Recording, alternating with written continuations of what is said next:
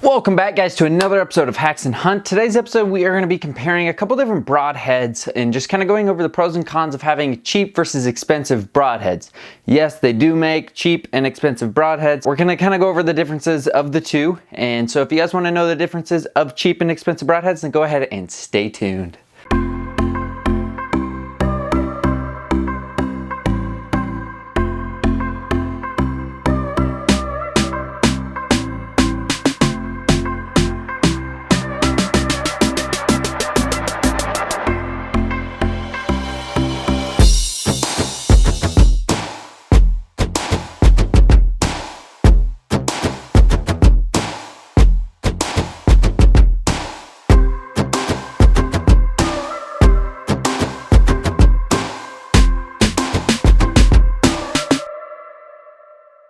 First up, so I just bought these over at Walmart. These are the Allen Lightning Broadheads. This is probably one of the cheapest broadheads that money can buy.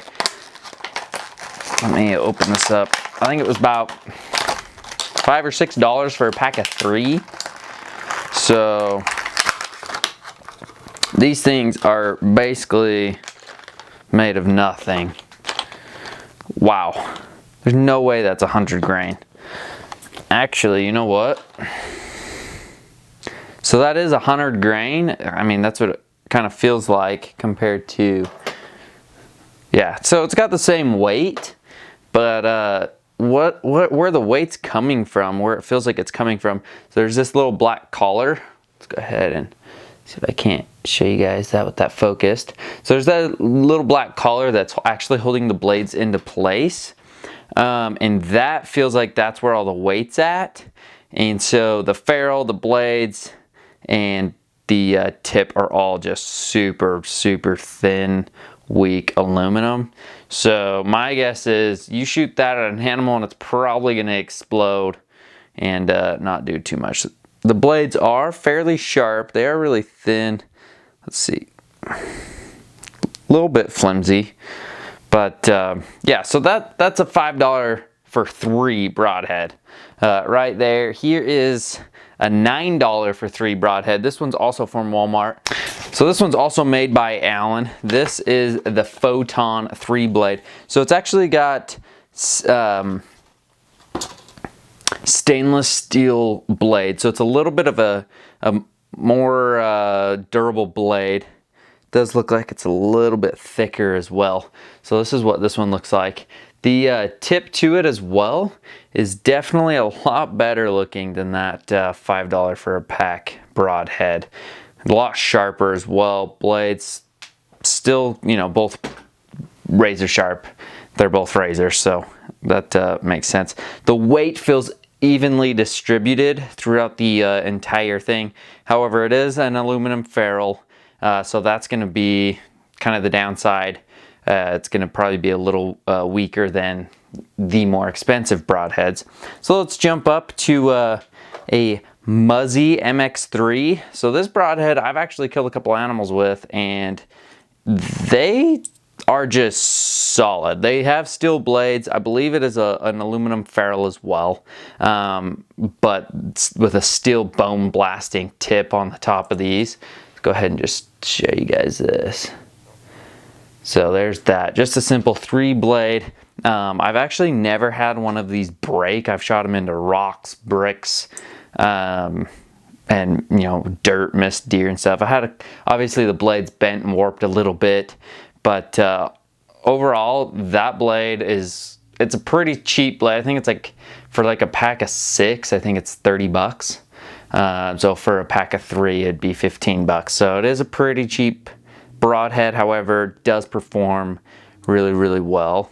Now let's go ahead and let's go to an expandable. So this is a Rage Tri-Pan. This one is a little hammered. I believe I shot this at a deer and actually missed. It went into the dirt, and after one shot the tip is totally bent. Go ahead and kind of show you guys that point is totally bent. I don't know if you guys can see that. The blades are bent and dull, kind of chipped. So I actually bought these at Walmart as well. They were on sale for a pack of 3 is 25 bucks. Typically it's a pack of 3 for 50 bucks. So I went ahead and just bought some just for the heck of it, just because it was on sale. I wanted to test them out. I had never shot in a expandable broadhead. So this is the very first expandable broadhead that I have shot. I did end up killing a deer with one this year. The deer is at the taxidermist, but here is the blade right there. It's all covered in blood. That's why it's all dirty. But as you can see, this blade here has a little bit of bend to it. That's going to be from hitting, it went through 3 different ribs. So that's bent there. It's kind of chipped as well. This side's a couple little chips, but it's still a straight blade. And it was a full pass through. And I mean, the damage on the deer was a very good shot. Double lung, full pass through, 2-inch cuts on both both entrance and exit. Great blood trail we were able to follow. I mean, I didn't have to follow because I watched the deer actually go down. Only ran 50 yards. But yeah, so this is an aluminum ferrule as well with steel blades, and I haven't had the most luck with the toughness of them. Here's another one. This one's all jacked up though. So that blade's snapped off and this blade's totally bent. That tip is totally curved over. I shot that through a TV. I'll put the link down in the description of me shooting this through a TV, and it'll go ahead and show you what happened when I damaged that one. So next up is the Ramcat. This is just their original Ramcat. They have been super good broadheads that I've shot. They fly super accurate. It's going to be a steel ferrule with steel. It's going to be a steel ferrule with steel blades, and they run about 50 bucks. I believe $45 to $50 for a pack of 3. So it's a little bit more pricey there. They do fly really good. They do hit really hard. The blades do bend a little bit depending on what you do hit, but the blades are replaceable super easy and very inexpensively. Let's see. Here's one that I shot through a deer. Let's go ahead and get that focus. So I shot this one through a deer. The tip is still razor sharp. All 3 blades razor sharp. And this, you know, it went through the deer. I think it was only a 7-yard shot. Went through the deer, through 2 ribs, and then dug into the dirt about that deep. It still super sharp. So very durable broadhead there. Yeah, so I would recommend a Ramcat. They do fly, like I said, super straight. And then last but not least, I've got an Ozcut 3-blade. I have not hunted with this broadhead just because it is heavier than my regular typical 100 grain broadheads. This one's at 150 grain.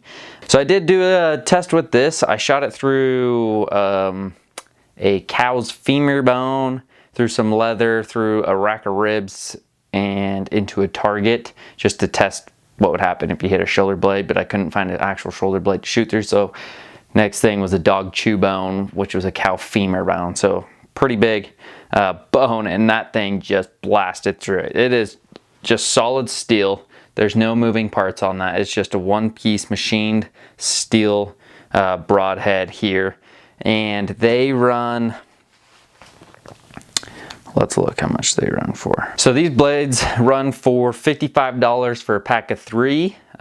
Very good broadheads. I know Ozcut does make quite a few really good broadheads. And then broadheads also go up to $100 for a pack of 3. So they do get very expensive. You can shoot cheap bows, you can shoot cheap arrows, cheap releases. Most broadheads, or most archery accessories, you can kind of get away with the cheaper accessories and components and everything. But I've always said just kind of spend a little bit of extra money on those broadheads, because then you're going to be giving the animal that much more of a chance to have an easier death with the kill. You're going to make it easier on the animal as well as easier on yourself, and it gives, you know, that much more of a probability that you are going to be a successful hunter, and you're not just going to go out wounding animals with cheap broadheads with, you know, them breaking and everything. So that's kind of my thoughts on cheap versus expensive broadheads, and they are quite a wide variety between the very cheap to the very expensive, and you can find yourself right there in the middle. Even if you are, you know, wanting to hunt on a good budget, I would highly recommend these Muzzy MX3s. These things have really hammered, and they do fly straight, and that's kind of be the cheapest I would go personally. And I'm not affiliated or sponsored by any of these companies whatsoever. It's just me buying these with my own money and shooting them and practicing by myself and having real life experience in hunting situations and everything. But yeah, that wraps up this video, guys, for hunting, or for cheap versus expensive broadheads. If you guys have any questions or want to see other broadheads shown, leave a comment down below, as well as shoot me a DM on Instagram. My Instagram handle is just at Haxenhunt. You can reach me on there. I try to get back to everybody as fast as possible. But I just want to say thank you guys so much for all the support that you guys show on my channel, and I will continue throwing videos out here 3 times a week, every Tuesday, Thursday, and Saturday. And this week we're going to have a couple more bow comparison videos now that the bow shop is reopened. And so we are going to go ahead and go shoot some more bows, which I'm super excited about. So stay tuned for later this week that we are going to go shoot some more bows. Anyway, guys, just want to say thanks again for your support. If you haven't already, hit that subscribe button, and we will see you guys next time.